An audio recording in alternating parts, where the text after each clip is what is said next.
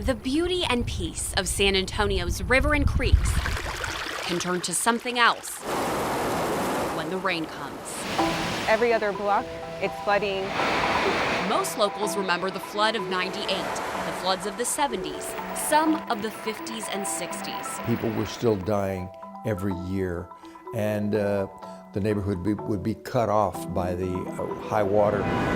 But there's a less-known disaster from 100 years ago.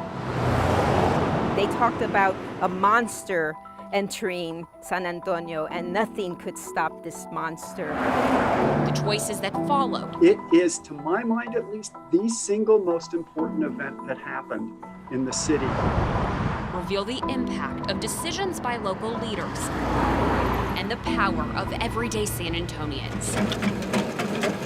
On the 6th floor of San Antonio's Central Library rest pages and photos depicting the flood of 1921. There are familiar landmarks of today, surrounded by water that swept around 2,000 people into the streets. People, almost entirely of Spanish surname, who died, swept away in the middle of that night in September 9/10. Char Miller, author of the book West Side Rising, unearthed pages of names, paying tribute to those who perished.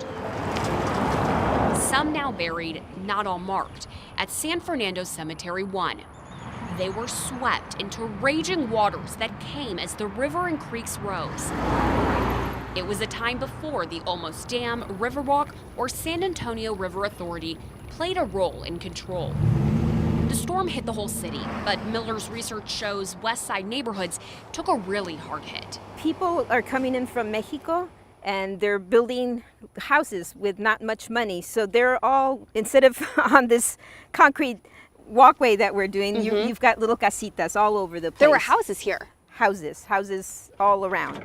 Those houses were destroyed, and a large number of what Miller says were likely more than 80 deaths came from the West Side. Graciela Sanchez of the Esperanza Peace and Justice Center, who grew up near this creek, says even decades later, not enough was done.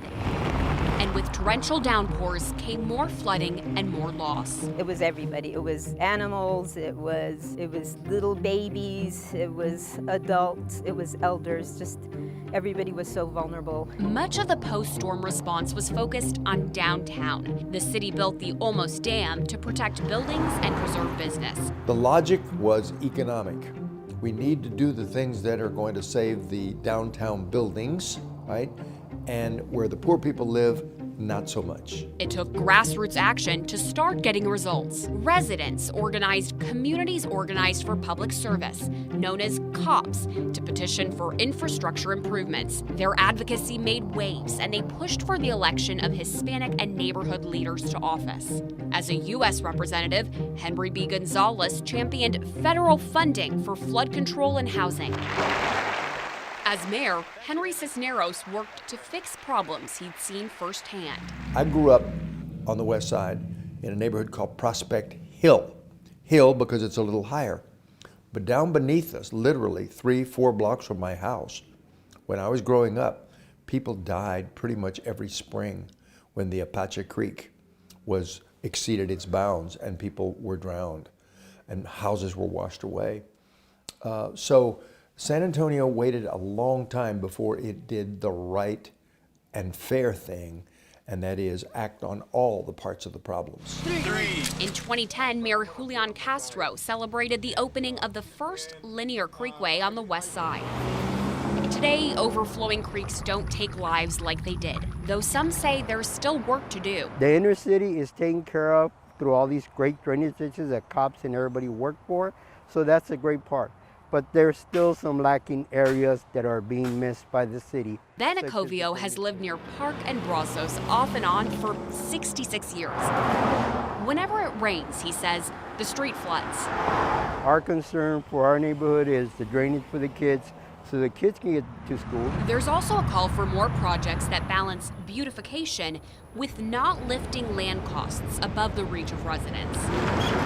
Acovio says much of the answer can be found in the voices of neighbors. So rather than react, let's be proactive in everything that we do. We asked the voters to come out and vote. They did, okay? We have good city council people in there. Now let's make them work for the election that we got. Councilwoman Terry Castillo represents District 5 on the west side. So one, we already know due to redlining that this is the most economically poor area of the city. But in addition to that, it's some of the city's oldest housing stock. So by failing to address the drainage and flooding issues, we're allowing for the continuation of the deterioration. She's encouraging her constituents to speak up so changes can be made to budgets and on bond issues, while preserving current housing costs. So when we talk about environmental justice, we need to ensure that we're prioritizing and centering people. We shouldn't be left, as secondary citizens, and yet in 2021, 100 years after this flood of 1921, we still live in very similar conditions and with many of the same problems. Some say we can use the past to prepare for the future. Lives lost that led to change. As we discuss flooding, we're only going to experience more extreme weather conditions. And how can we as a city, as a county, minimize those impacts by being intentional today? There will be other things. Heat. If we go through additional climate change and global warming, what do we need to be doing to protect people related to the heat? We've done an enormous amount to protect ourselves, but we owe an incredible debt of thanks to those who frequently perished on the west side, not just in 21 flood, but in many subsequent ones. So the sights and sounds of San Antonio's west side today can be strong and vibrant, holding echoes of the homes and life once swept away. With photojournalist Alex Castillo, Eric Zucco, KENS 5 Eyewitness News.